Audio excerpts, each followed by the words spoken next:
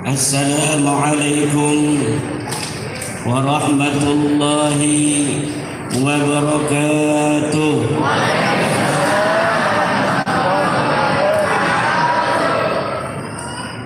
Assalamualaikum warahmatullahi wabarakatuh.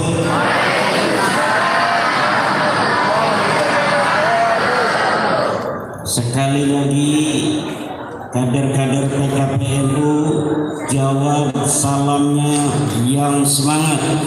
Assalamualaikum warahmatullahi wabarakatuh.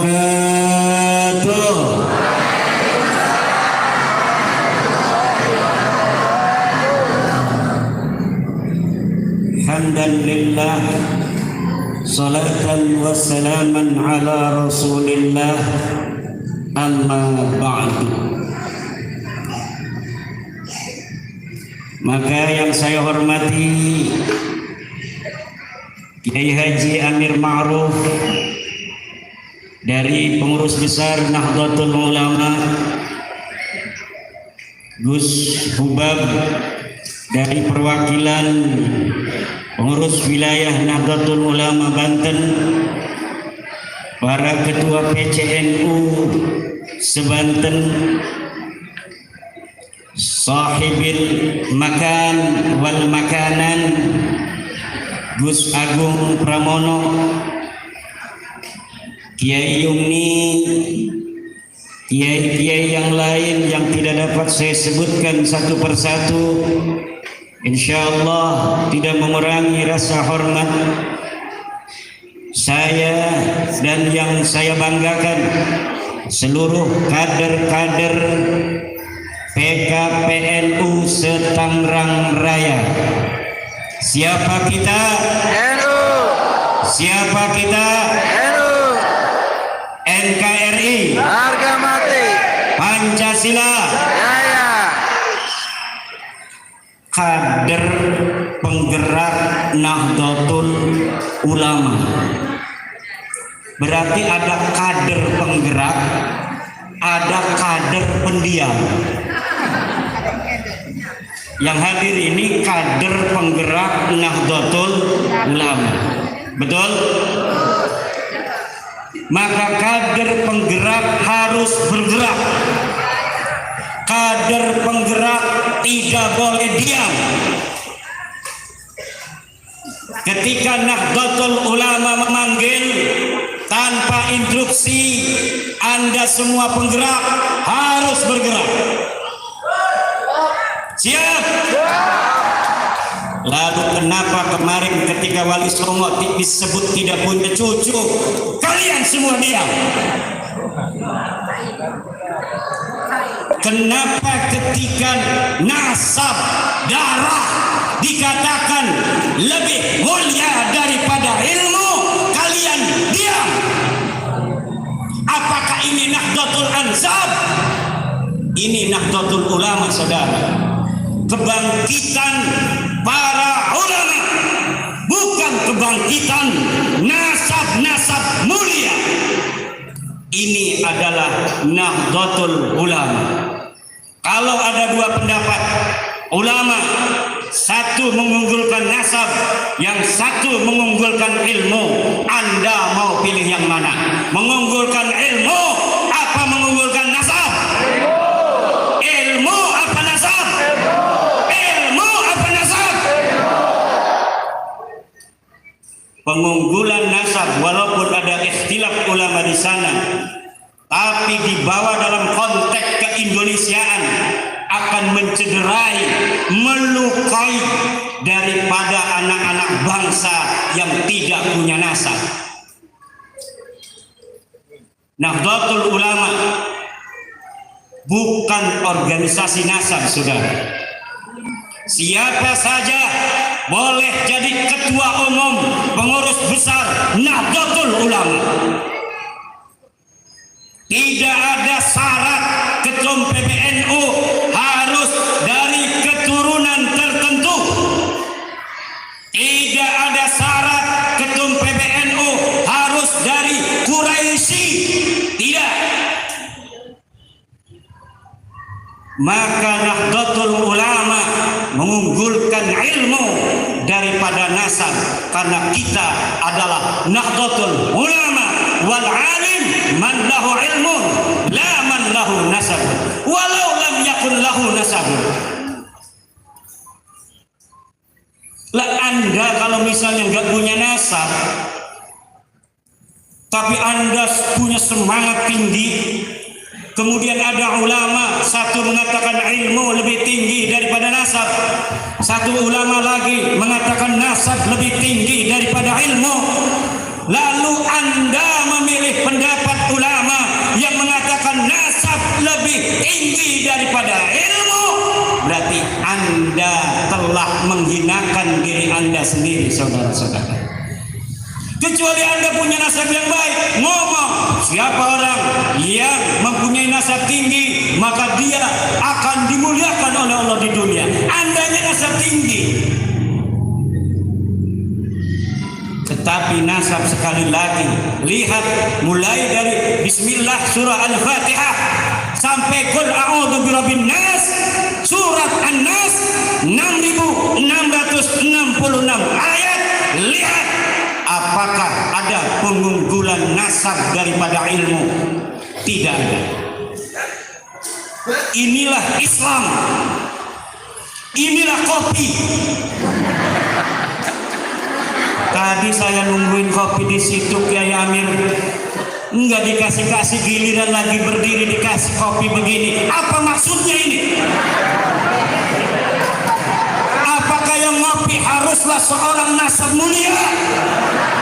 Harus keturunan Rasul?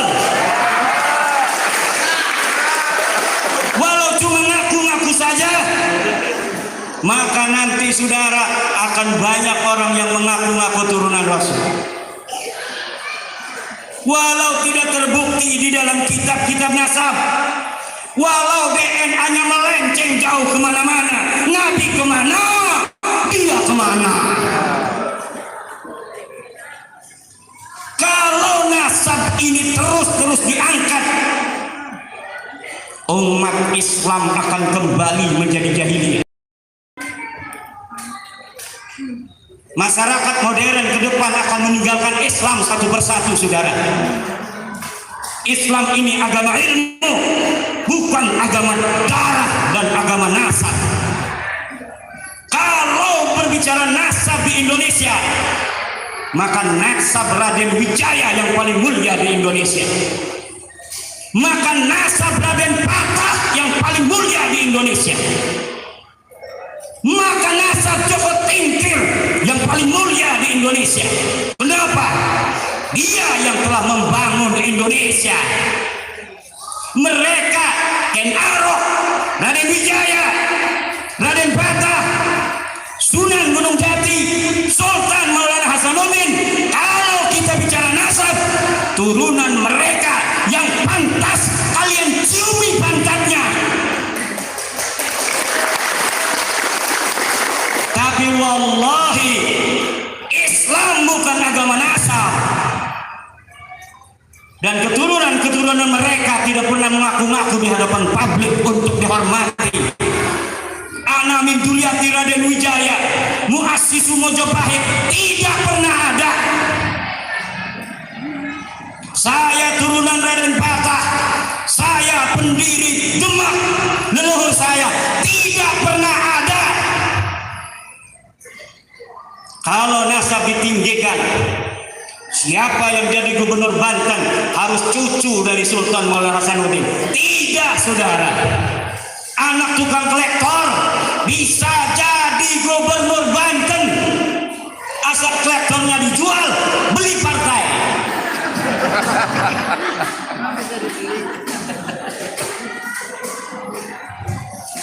Banser bisa nyalon DPD.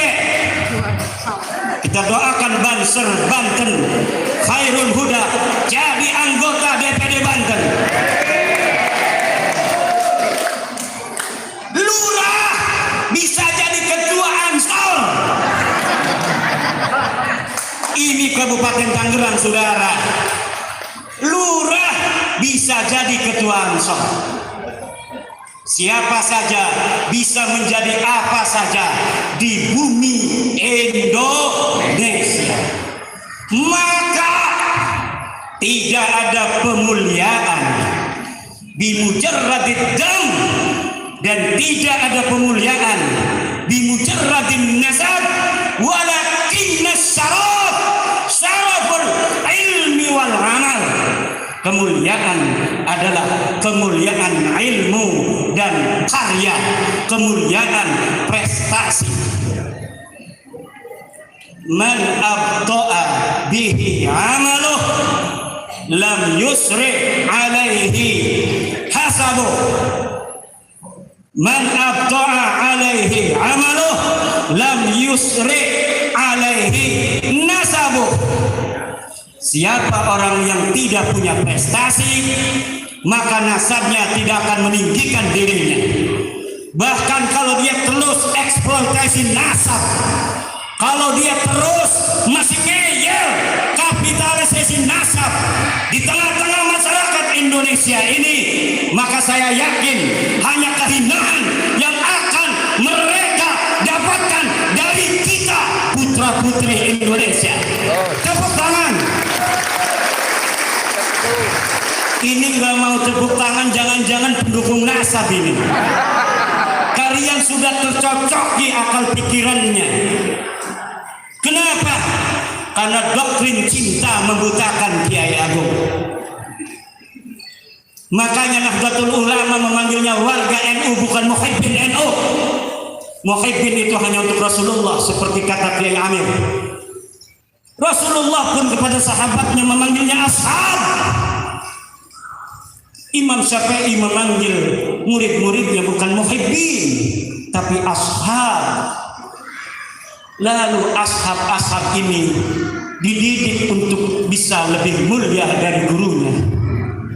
Sahabat-sahabat Nabi, sepeninggal Nabi, mereka lebih bisa daripada Rasulullah dalam meluaskan agama Islam ini. Kenapa?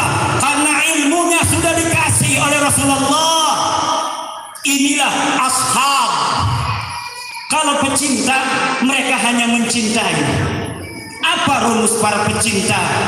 Memberi tanpa mengharapkan untuk dikasih. Memberi tanpa mengharapkan untuk diberi. Harta dan nyawa bisa diberikan untuk yang dicintai, walaupun yang dicintainya enggak menghargai. Itu konsep cinta. Cinta itu membutakan. Orang yang mencintai, kemudian yang dicintainya eksploitasi cinta orang yang mencintainya, maka yang ada bagi pecinta hanya kehinaan saja. Yang ada bagi orang mencintai hanya korban. Dia akan dikorbankan karena cinta yang ada di dalam hatinya yang telah didoktrinkan tidak sesuai ajaran agama Islam. Dan ini harus dilawan. Apa? Ini harus dilawan. Ini harus dilawan. Ini harus dilawan. Pakai apa? Minimal Anda punya HP, lawan pakai HP Anda. Komen kalau ada saya lagi ngomongin. Ini saya diserang katanya tidak cinta durian Nabi. Saya cinta durian Nabi, tapi durian Nabi asli, saudara. Bukan durian Nabi palsu yang ngaku-ngaku, tetapi akhlaknya tidak mencerminkan keaslian durian Rasulullah.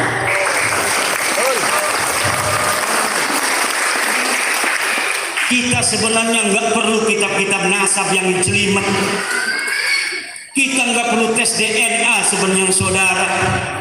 Cukup melihat akhlaknya akan nyeker langsung magnetnya kepada Rasulullah Muhammad sallallahu alaihi wasallam. Maka penelitian saya bukan untuk orang-orang alim yang ada di dalam kelompok orang-orang yang mengaku durian Nabi. Kehormatan mereka akan semakin tinggi jika misal bahwa ini terbukti mereka bukanlah durian nabi, maka orang alim dari mereka akan semakin tinggi pangkatnya. Berarti betul ilmu lebih mulia daripada nasab, bahwa betul orang tidak punya nasab pun bisa berilmu dan bisa jadi waliullah. Jangan untuk-untukan aja, tepuk tangan. Kalau ibu punya anak perempuan, boleh memilih. Saya pengen punya menantu yang turunan Raden Wijaya. Boleh, supaya otaknya cerdik bagaikan Raden Wijaya, bisa mendirikan Majapahit tanpa bala tentara, tanpa modal. Dia gunakan dia yang jadi raja. Itu otaknya cerdas. Dan kita-kita ini turunan Raden Wijaya, turunan Raden Patah. Bukan saja mereka, tapi juga turunan Ken Arok.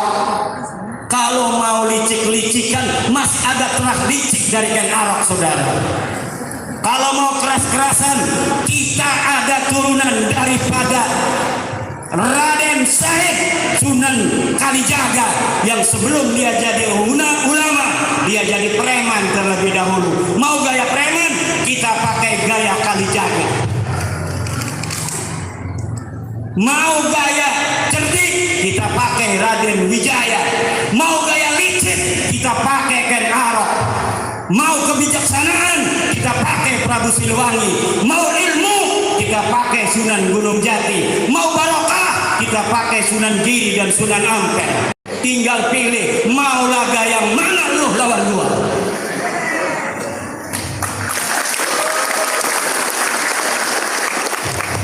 Mau keberanian, kita punya telah keberanian. Banyak kakek-kakek kita yang gugur di medan perang, dan semuanya tercatat. Bukan hanya fiksi, bukan hanya halu, tercatat dalam tinta-tinta sejarah bagaimana kakek-kakek kita mengorbankan diri untuk negara dan bangsa. Bagaimana Sunan Muhammad, Maulana Muhammad Nasruddin, dia mati terkapar di atas kapal Inja Jaladri. Bagaimana Raden Yuda Negara terkapar di sepatan ini dalam membela bangsa 1683. Bagaimana Raden Wangsakara dengan taktik perang Manuk Dadali bisa mengalahkan POC Belanda di bantaran Sungai Cisadane. Bagaimana Raden Wiranegara Syekh Ciliwulung terkapar bersama Pangeran Ingayuda di Tanara hari Sabtu tanggal 25 Desember 1682 dalam sisa-sisa pasukan Banten yang melawan ribuan tentara Belanda. Bukan ngacir, saudara, bukan luntang-lantung pergi, tapi 300 orang menghadapi ribuan orang-orang Belanda. Dia hadapi dengan petikan keyakinan takdir sampai Raden Ciliwulung Wilanegara terkapar bersama Pangeran Ingayuda, putra daripada Sultan Agung Tirtayasa. Mereka boleh mati, tetapi ajaran keberaniannya tidak pernah mati bagi orang Tangerang dan orang Banten, saudara-saudara. Jangan pernah ajarkan tentang keberanian terhadap orang Banten. Jangan sampai ancaman-ancaman direkayasa untuk memberikan ketakutan pada orang Banten. Karena hidup dan mati bagi orang Banten sudah biasa. Terkapar penuh dengan sayatan sudah biasa bagi leluhur-leluhur kita. Untuk menjaga negara kesatuan Republik Indonesia ini, kita semua kader-kader Nahdlatul Ulama pun akan siap setia membela negara kesatuan Republik Indonesia ini dengan segala apa yang harus kita korbankan, termasuk nyawa saudara-saudara. Kenapa kalian melongo? Tepuk tangan.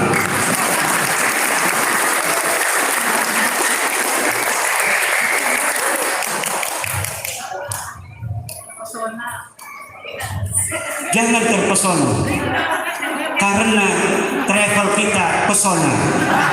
Kita doakan travel pesona yang memberikan satu paket umrah untuk peserta yang hadir PKPNU ini. Allah berikan keberkahan kepada travel pesona yang daftar ribuan setiap bulan. Amin. Untungnya miliaran. Nanti kita adakan lagi tahun depan berapa dia ngasih umrah untuk peserta yang hadir di sini. Kita doakan juga dari Bapak Khalid Wijaya, Khalid Ismail, lagi terpesona oleh Raden Wijaya. Khalid Ismail dari Ketua DPRD Kabupaten Tangerang yang telah ngasih 3 umrah untuk peserta hari ini. Kita doakan semoga hajat-hajatnya terkabul, diberikan afiah oleh Allah Subhanahu wa taala. Hadirin, karena waktu yang sudah sore, ingat satu hal, Mbah Hasyim Asy'ari mengatakan, siapa orang yang mengurusi NU akan aku anggap sebagai santriku, dan siapa yang aku anggap sebagai santriku maka dia akan aku doakan husnul khatimah. NU ini adalah singa, musuh-musuh NU kucing. Tapi karena kucingnya selfie jadi gede, ngerasa singa. Kalau singa asli sudah ngomong, kucing harus segera pergi. Mbah Wahab Hasbullah mengatakan NU itu adalah meriam, musuh-musuh NU itu adalah jeblugan, gelugu kelapa. Maka apabila meriam ini sudah keluar, semua gelugu kelapa akan hancur berhamburan.